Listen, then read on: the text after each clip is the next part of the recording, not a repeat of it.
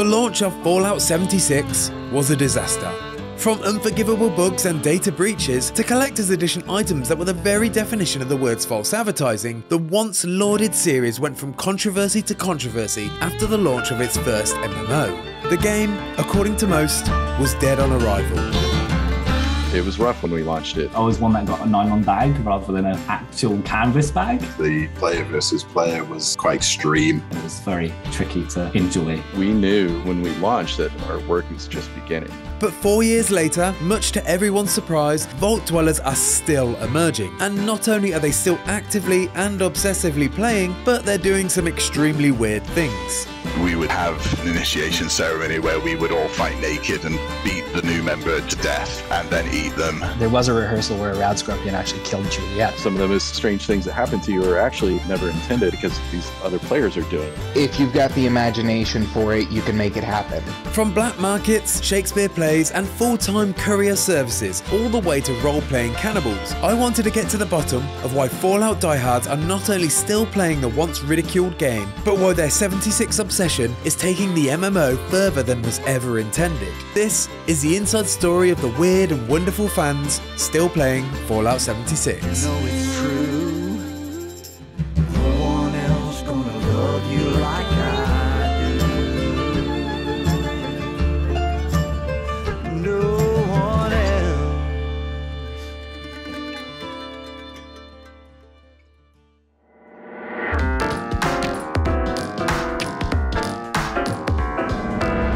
Fallout 76 launched in November 2018 as not only the much desired follow-up to the critically acclaimed Fallout 4, but developer Bethesda Game Studios' first step into the world of massively multiplayer online gaming. The hype was palpable. The features of an MMO and the expansive world of Fallout's Wasteland were seemingly a match made in heaven.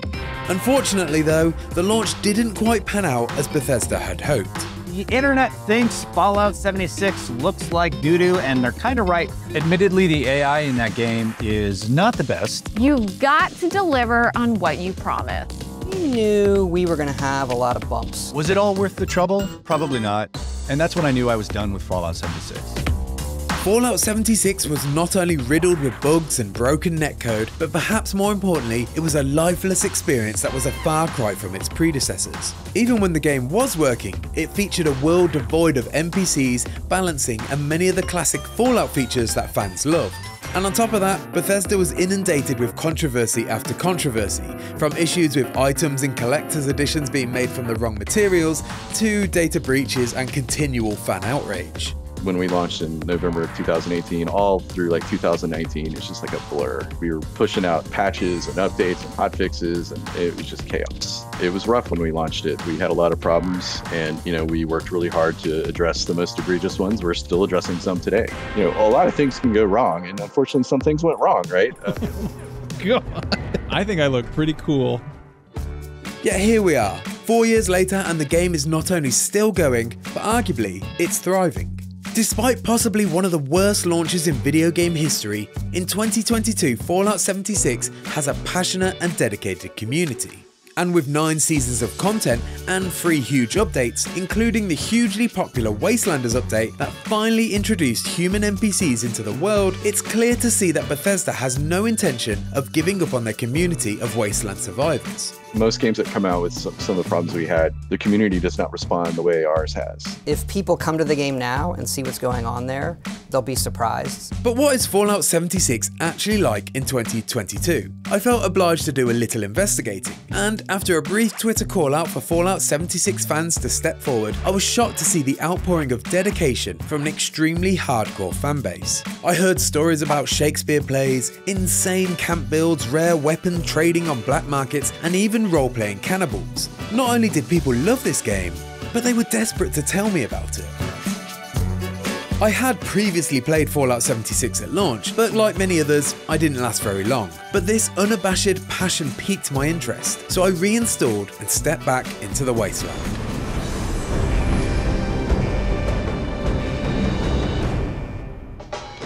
Starting in a thematically appropriate way, I found my first hour of exploring a lonely experience.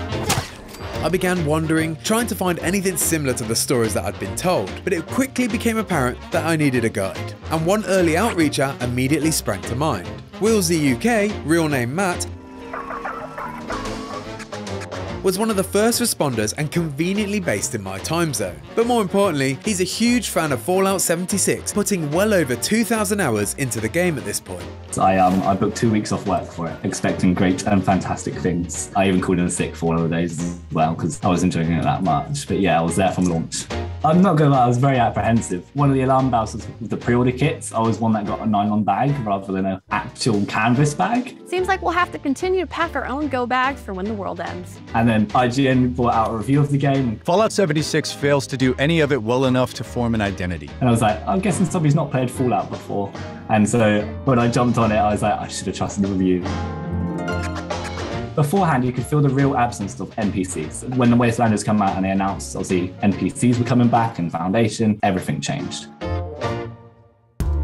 Despite Matt's initial disappointment, his love for 76 had only blossomed over the years. While showing me around his extremely impressive camp build and all the items that he'd accrued over the years, the thing that particularly piqued my interest was his passion for trading legacy weapons. Legacy weapons are something that are absolutely fantastic weapons to play with. So good that obviously they are overpowered, and that's probably why Bethesda then took legendary elements out, which then left the weapons in the game. So the people that had obtained them would keep them, trade them.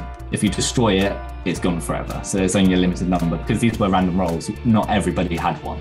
For the hardcore collectors in 76, having these precious guns was the key to their collection. But Bethesda, noticing some effects were clearly overpowering weapons, decided that instead of nerfing them, they would simply remove the option of rolling this lethal boost entirely.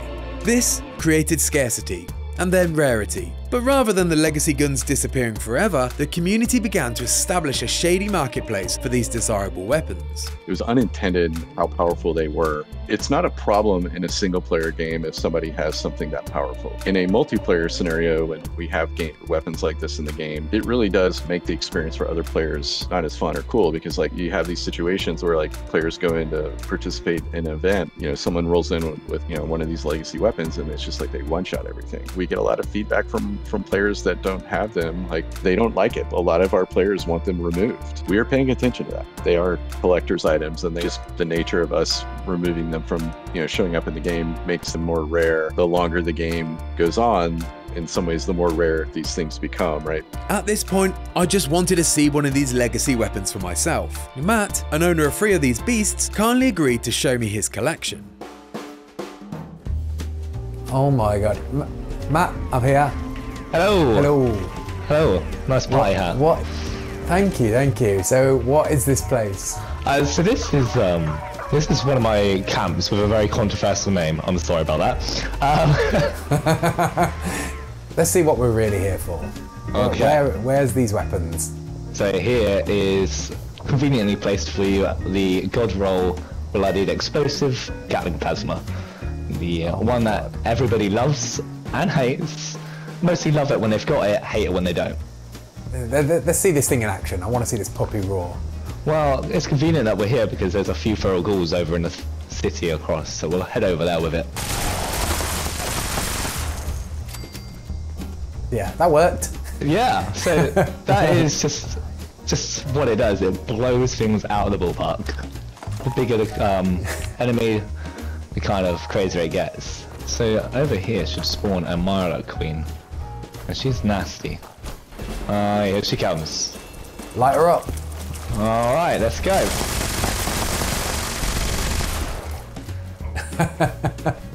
And she's dead.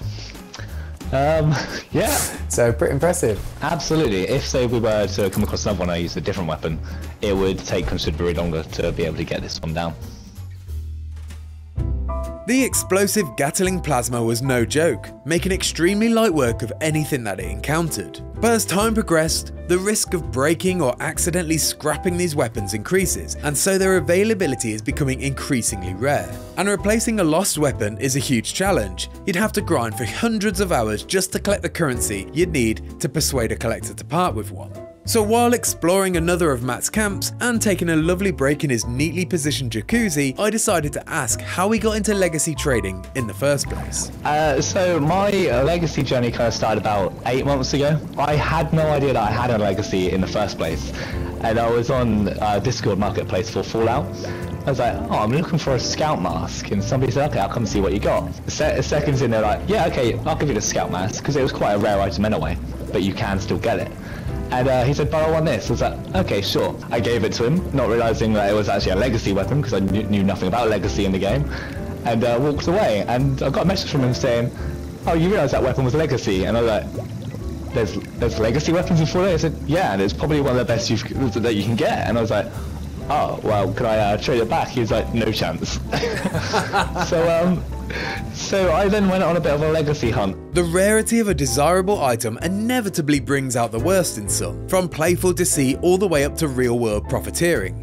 Matt mentioned several times that these legacy weapons regularly trade on eBay for large amounts of money, despite this being against Bethesda's terms of service. It's not allowed. If we discover players doing that, their accounts will be suspended or banned. Right? So it's strictly forbidden. Despite Matt confirming that this is something he'd never be interested in doing, I was curious about how much a weapon like his explosive Gatling plasma would go for. I've never thought about it. From what I've been told by my trusty trading friend, he would say that's what you call a god roll. If you were to say put it on eBay, it's about £140. One of my friends who I play with told me a lot of stories of a lot of bad trades that he's done. He's one of those that will sell it on eBay as well. Matt's friend had also been on the receiving end of deceit while trying to trade with other players for legacy weapons. And it seems as if eBay is the true wasteland of opportunity, filled with people looking to take advantage. There's something called a stealth uniform where if you crouch, you go completely visible. And as he dropped the weapon, the person picked it up. And obviously he's like, you haven't dropped the weapon. He's like, I have, you haven't dropped the weapon. So obviously my friend looked down and it wasn't there. He was really confused. And then the other person just stands up and he lights up like a Christmas tree and just does a laughing emote. And then they both just leave and block him.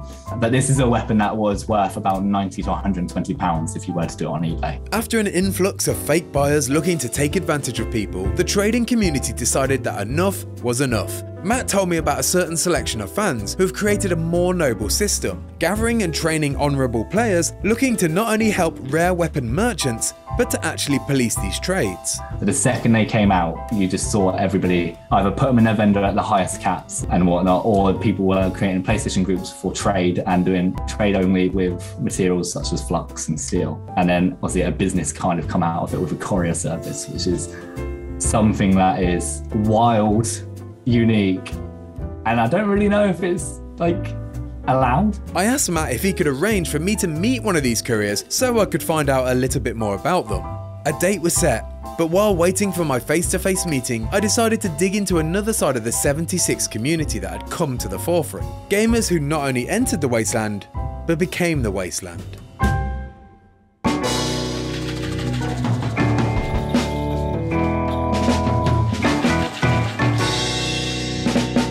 Todd said to make stories our own, so I took him at his word and I dived in. Back in 2018, Kenneth, a dedicated Fallout fan and vintage radio enthusiast, took his love for the world and history of Fallout to the next level. After an inebriated gaming session with some friends, he was inspired to take the setting of Fallout into the world of fanfiction storytelling. Chad at Fallout 76 Story, it's a dark humor serial podcast, and it started out as a series of journal entries that I wrote on Reddit. So I thought, what the hell, I'd do a podcast. By the time I got to episode 4, because the show was doing so well, I thought it would be really limiting storytelling-wise to just have me, and decided to make it a full ensemble production, to the point that now I think we have 42 different voice actors in a variety of different major and minor roles.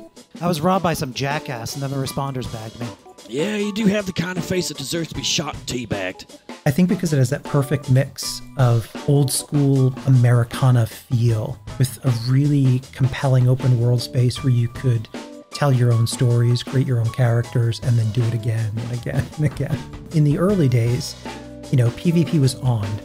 So if you heard somebody in the distance, because, microphone was on all the time, Do I go over there and possibly make a friend? Are they going to kill me and take my junk? The uncertainty of that experience pushed you into making connections that you wouldn't have any other way. That, led to meeting friends and coming up with these wacky ideas for stories as we were just kind of exploring the Wasteland, making up our own story, which eventually became the podcast. Chad, a Fallout 76 podcast, tells the story of Simon and his ongoing adventures in the Appalachia Wasteland as he attempts to escape and eventually kill his archetypal high school bully, hence the name Chad. But the narrative takes more than just the setting of Fallout 76 as inspiration. It's also based on the meta experience of dying in-game. The twist comes from Simon realizing that the grave the next day is empty, because the meta experience of Fallout 76 being that death has no consequences for us, the players, experienced through the character's eyes, that is a very what the hell is going on here moment, when every single one of those people that emerge into the Wasteland realize that they can't die. There's a reason death has no consequence. Look under Vault-Tec University. Find the access keys. Hey, let that lady talk, dude. Hold on a minute. We deserve to know. There's something bigger at stake here than this meathead ending. Damn straight. There are other podcasts now beyond ours that grew up around the game as well, and more of those are starting to come out too, which I think is fantastic. The other thing is different types of role-playing groups are popping up. Enclave group, Brotherhood groups, the Shakespeare, Globe Theatre style Wasteland Theatre Company, and the stuff that they're doing, putting on actual performances in game, is just remarkable. I was no stranger to the name Wasteland Theatre Company. It'd come up several times during my searches, and it had certainly caught my attention. The troupes story was very different to any other I'd seen. For the last year, the Wasteland Theatre Company had been spending their time in Fallout 76 adapting, rehearsing and performing the iconic plays of William Shakespeare instead of hunting for caps and scraps. But why would a collection of Fallout 76 fans dedicate huge chunks of their gaming time to retelling the Bard's classic stories with a post-apocalyptic twist though?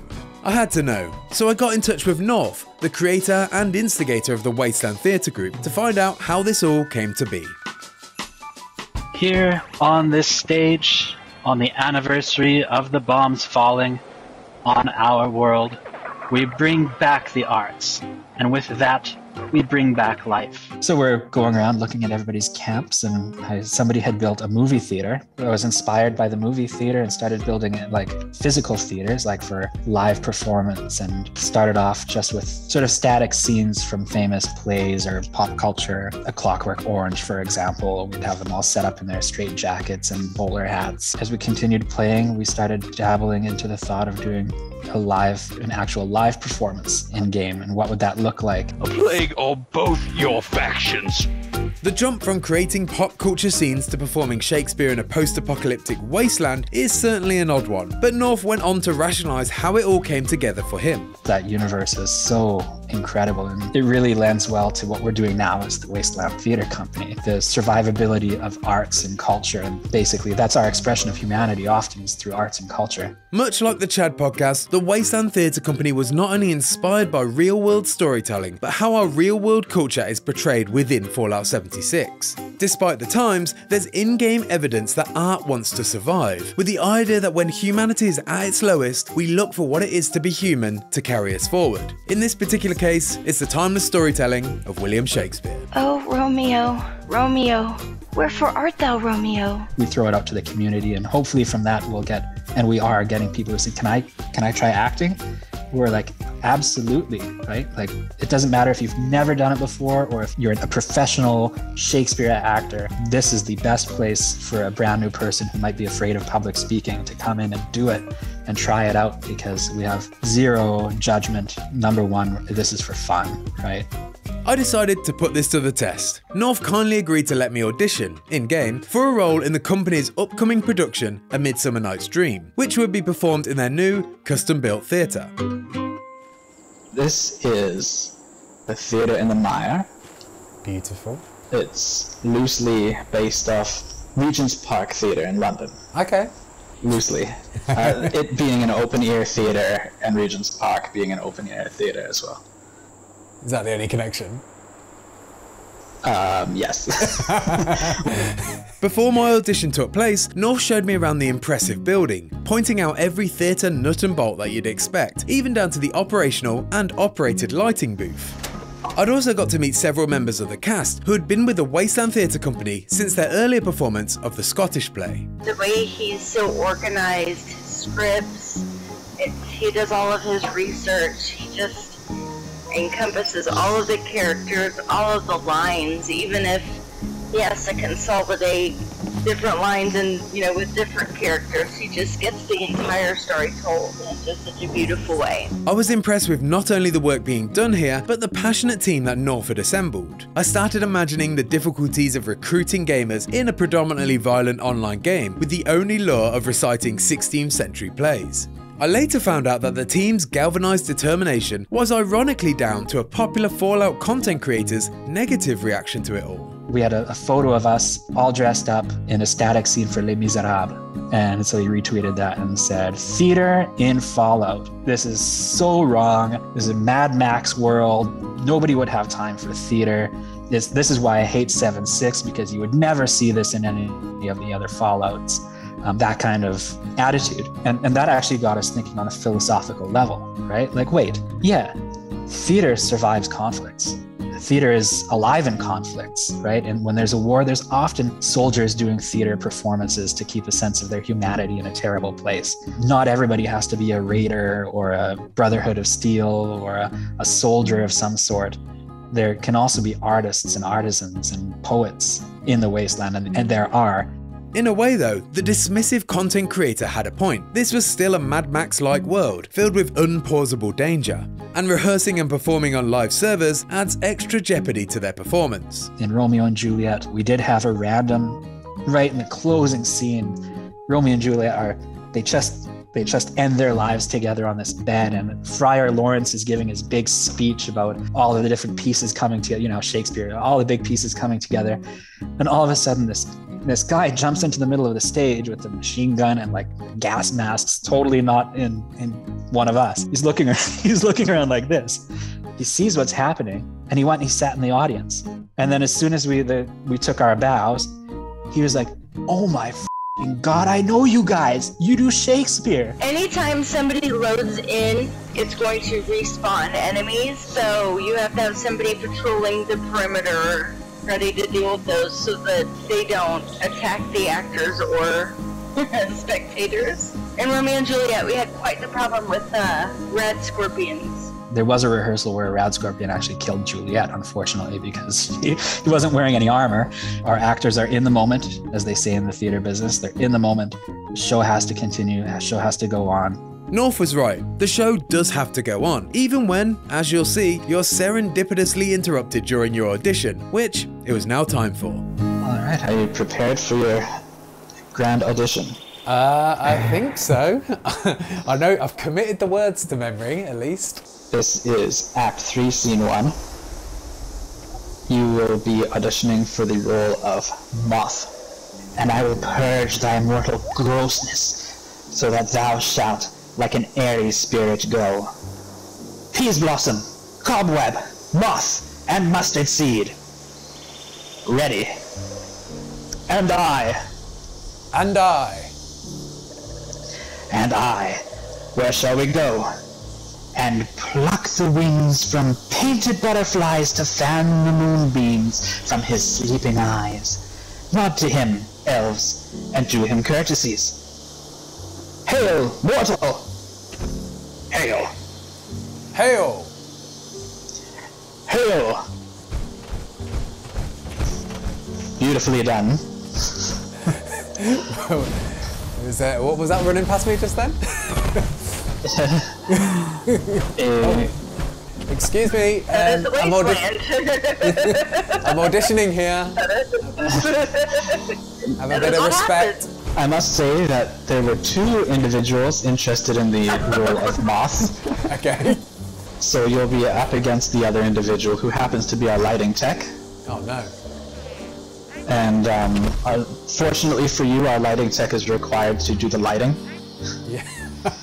So I'm happy to announce that you will be playing the role of Moth in our upcoming production of The Midsummer Night's Dream. Fantastic. You did just tell me I got the role by default, but I'm going to take it anyway. That's how it is in theatre sometimes. That's how it works. With my grand performance still a few weeks away, my time with the Wasteland Theatre company had, for now, come to an end. But in my quest to find more Fallout 76 roleplayers, one group's name kept coming up again and again. They were, I think, the very first of role-playing group, ironically enough, and they were also the first group to really catch headlines. I've heard of cannibal role players. I've never encountered them. They're welcome to see our performances as long as they don't eat the audience or the cast. They call themselves EATT, Eat 76. They're out there, usually completely nude. It was time to find the Roleplaying Cannibals of Fallout 76. You know, I created EAT to be an all-inclusive club. A place where you can be accepted for being you, especially if being you involves eating other humans.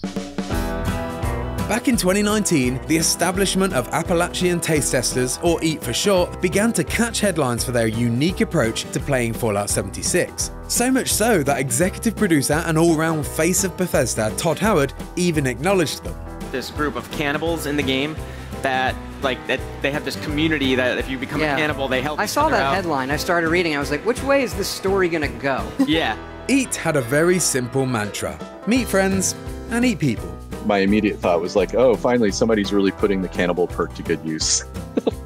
It's not a popular thing that a lot of people use, but like these people gravitated towards it and then have built an entire story around that. But how did this all begin? Why did a group of friends take a single and disturbing perk from the game and build their entire clan philosophy around it? I was always very interested in PvP, and very early days the player versus player was quite extreme. Fallout 76 doesn't have an inbuilt clan system. Maybe that's something you can look at, Todd, if you listen to this. You're very much left to your own devices to sort of create what you want to create within the game. And so we thought, well, we make our own clan. You know, I said, let's do it, Chris. We make a Facebook group. You know, we can get a theme. We can do whatever we want. And we were just sort of brainstorming ideas. I mentioned the fact there was a cannibal perk. I know in New Vegas there's the White Glove Society that are meant to be cannibals, and I thought, there's something in that maybe we could explore, and Chris just sort of took that idea and went for it. The Chris Dave is referring to here is co-founder and fellow Appalachian taste tester Chris Grawl. Dave shared that although Chris isn't as active in 76 anymore, he has still kept the EAT group and creed alive in other games such as No Man's Sky. But EAT is still alive and well under the stewardship of Daft Nick, and I wanted the grand tour of their experience. I was kindly invited to play with both Daft Nick and his colleague and chief trap maker, more on that later, Jeepin' Jeepers. We in the clan also have this secret way of greeting each other, which is the cooking emoji. It'd be surprised how many times we bump into the people and they're like, oh my god, you're Daft Nick from the Facebook group, or oh my god, and they know the emoji, they do everything, and we just sort of chill out together then. So it's a great way of meeting people. By eating them. Make friends and eat people. We had our own initiation ceremony for the admin team, so on the Facebook group, if you wanted to become part of the admin team, if you're with us for long enough and we could trust you, we would sort of make it like, being initiated into a secret society, and have an initiation ceremony where we would all fight naked and beat the new member to death, and then eat them. I was keen for the full admin team experience, so Daft Nick kindly skipped the trust pleasantries and agreed to initiate me, even though he accidentally left his stealth uniform on. Yeah, as long as I keep moving, you should be able to see me. Oh, Jesus. Oh. If you bear with me just a second, I'm just going to get dressed. Yeah, put your clothes back on, man. While exploring one of EAT's many bases of operations, Daft Nick told me that another founding and active member of the Cannibal Collective was actually his real-life partner. His love for her and Fallout began to even pour through the screen, and he shared that they had initially met because of the series. Short version is we were both in a Fallout group together. I think it was on Fallout 4, and I helped her out with some advice on how to get a pet for a camp or something like that. And I don't know, she saw something in me, I saw something in her, and we just sort of got talking on Facebook and then met up in real life. We originally started out as quite a small group here at EAT, and then very quickly took off with the help of Chris Grohl, also my girlfriend Lisa, and my friend here Marcus, who sort of stood around in the background, and various other members of EAT. Jeepin' Jeepers, real name Marcus, was not only a passionate member of EAT, but also a mean, and in both senses of the word, trap camp builder. Trap camps are a specific type of camp built to lure in other players to certain death, and were made popular by a user called A Swift Kick in the Junk and his infamous Deathclaw maze. I'd even stumbled upon one of Marcus's trap camps earlier while researching EAT. Flip this switch here. Oh my god.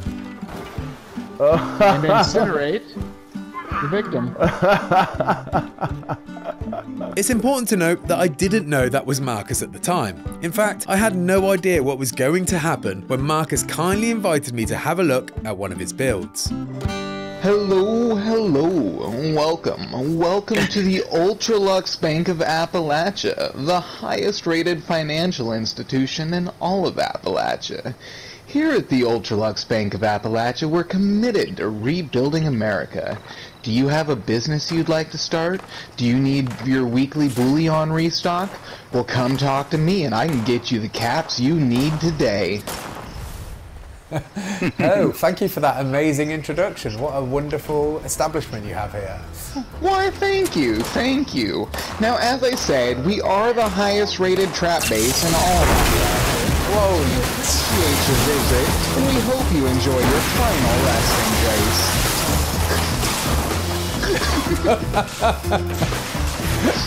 So as you'll notice, I put a bunch of free stuff out front, so this is a little bit more inviting here. You know, a lot of people who've been in the game for a long time, they see this tiny little spot and they're like, oh, that's danger.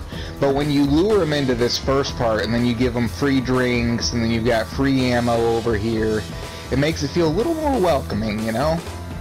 Yeah. So, you built this whole establishment just to lure people in? Yep. The entire thing is built around a facade. Alright, come around the back. This is where things start to get a little more sinister.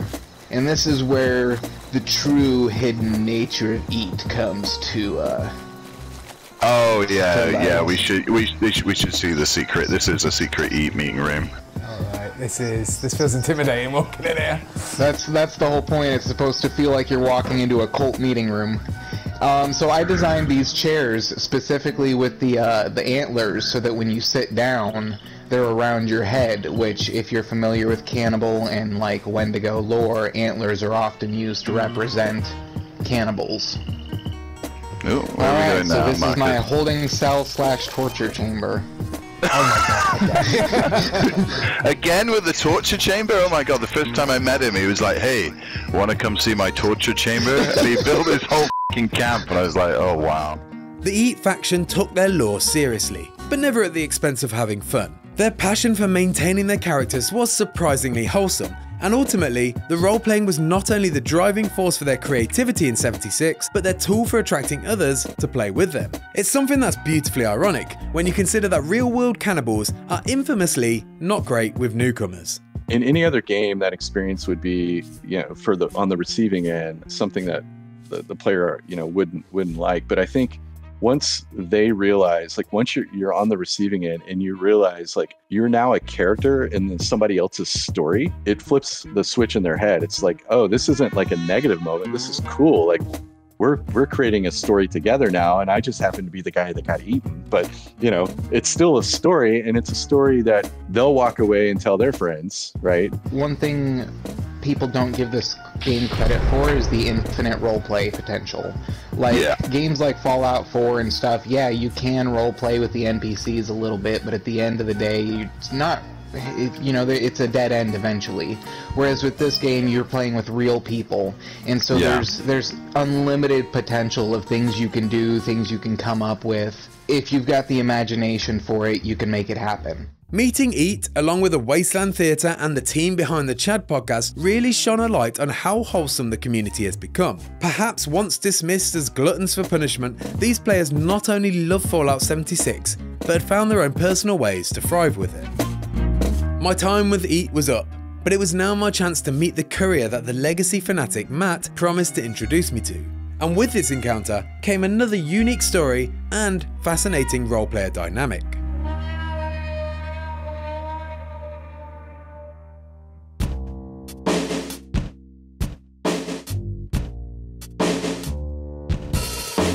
And these couriers are trusted and they have like a trust rating. It's like Trustpilot. You just go down it and you see this person's trustworthy, this person's trustworthy. They don't have a fee, but some of them do say, I want some caps for it. But that's if they play the game. A lot of them are now just couriers that will jump on when requested. It feels almost illegal because of the way you do it, but it's absurd because you're in a video game doing it. Matt had kindly arranged a mock deal with his courier, Priscilla, who was happy to tell me more. But firstly, we needed to get some shelter from what was quite clearly the windiest place in all of Appalachia. Is there somewhere we can carry on this chat indoors? Because it's very windy out here. A bit more formal now. Oh, we've got a lovely fire roaring next to us as well. So, how many courier deals do you think you've done? I've probably done hundreds, if not thousands. I mean, it's really hard to say because not every post turns into an actual finished job. A lot of times people will post and maybe the deal has fallen through, or the trade partner doesn't show up, or somebody's fallen asleep. Hundreds, if not thousands of jobs for anonymous gamers is a mammoth task with little to no reward. So I had to ask Priscilla what motivates her to keep this up. Knowing that I'm on the right side of things, that, you know, somebody's not going to lose their items because I took a few minutes out of my day to help them. Right after launch of the game, because I've been playing since day one, about a month after, I had a very serious medical event that almost ended my life, and so I haven't been able to work. This kind of and people, I have friends that give me a hard time about it, but this gives me a work-like structure. Something that is now missing from my life because I don't go to work every day. So it kind of, it does give me a sense of purpose in that fact, but it keeps me in a, like, I have a purpose. I get up, this is what I'm doing, this is my job. And even though, you know, I don't punch a clock and I don't get paid, but I do have a responsibility to my team and to my community, and it just fulfills that piece that was taken away from me. It's a family for me, and it's just what it is now. So I don't, you know, the community needs us, and I'm here until they shut the servers down. So Priscilla's story is likely not an uncommon one. Behind the wasteland attire and crazy weaponry are real people with real struggles.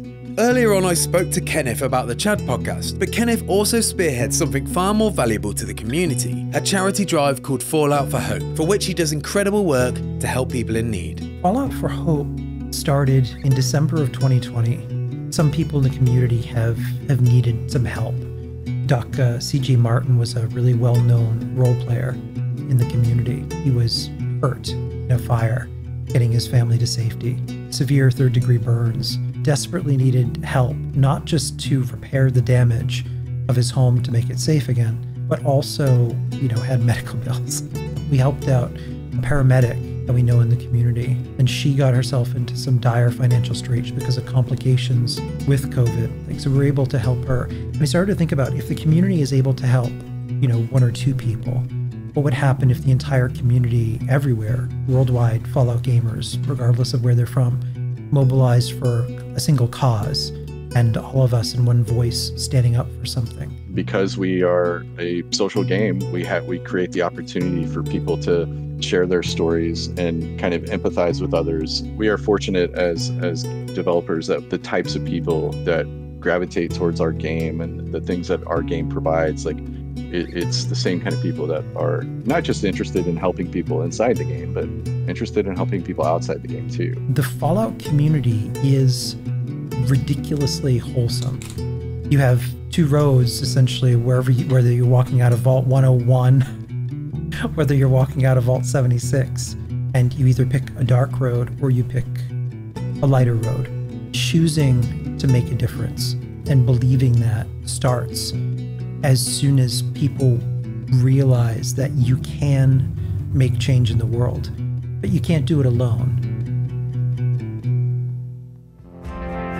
during my time with Fallout 76, it became clear to me that this was a community like no other. Yes, the headlines are the charity work and the volunteers helping to make it a better place to play, but I myself as a low-level player had experienced friendliness and generosity that I'd never seen in an online game before. Unfortunately, I didn't have my equipment set up to capture the moment, but during one of my first few days, an extremely high-level player approached me, dropped 50 stim packs, a level 50 weapon, said hello, and then went about his day. And this wasn't an isolated case. High-level players consistently flock to help people. People are really, really, really generous. Not sure if it's the whole sort of work together for a better future ethos of Vault Tech sort of shining through, but you could go into any server and if there's a low-level player that's just started, they will just be surrounded by veterans just dropping everything on the floor that he could ever possibly need. There was a player that was role-playing as like a field medic, and we're like trying to help heal other players. I mean, to me, it just sort of captures the like overall vibe of the community. I wish it was something we did a better job of like rewarding that behavior in the game. It's not like there's not a lot of incentive, honestly, to do that. They're just doing it because, you know, they clearly enjoy it. They get fulfillment out of feeling like they helped other players, and that's super cool. I now play with a few people that are in their 70s on Fallout 76 that are a higher level than me and probably have more items than I do in game. It's so rare and unique in online games to have a community like ours. Like, we don't take it for granted, that's for sure. It's a really great space to meet people. Wherever there are people, there's always going to be expressions of self. You would never have thought it, but I think video games are a place where things like Shakespeare can survive and thrive. Despite the common perception, Fallout 76 is surviving and now, perhaps later than expected, genuinely thriving. But it's hard to imagine that this would have come together without the creativity, passion, and wholesome nature of the community that plays it. Every developer of an online game will sing the songs of community, but Fallout 76 is the first time that I felt the power coursing through its world. And all this coming from a game that had a disastrous launch and an incredibly negative initial reaction makes it only more impressive. From the sheer level of generosity to the creativity and healthy obsessions, Fallout 76 fans have cultivated a community like no other, and are proof that working together can provide a better future. The world of Fallout 76 is definitely weird, but it's also wonderful, and I suspect all the Wastelanders and Vault Dwellers wouldn't have it any other way.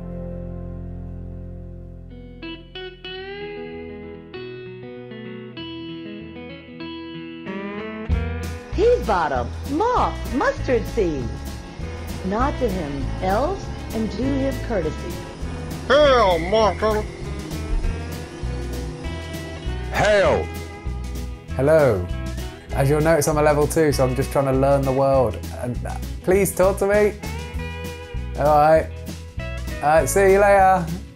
And Zenic plays if you want to get involved. I think they're auditioning still, there's roles available. He's just very confused. That's the general reaction we get. Here, let me. Oh, Jesus. How embarrassing. That didn't go very well, did it? I was going to try and eat you when you were down. Yeah.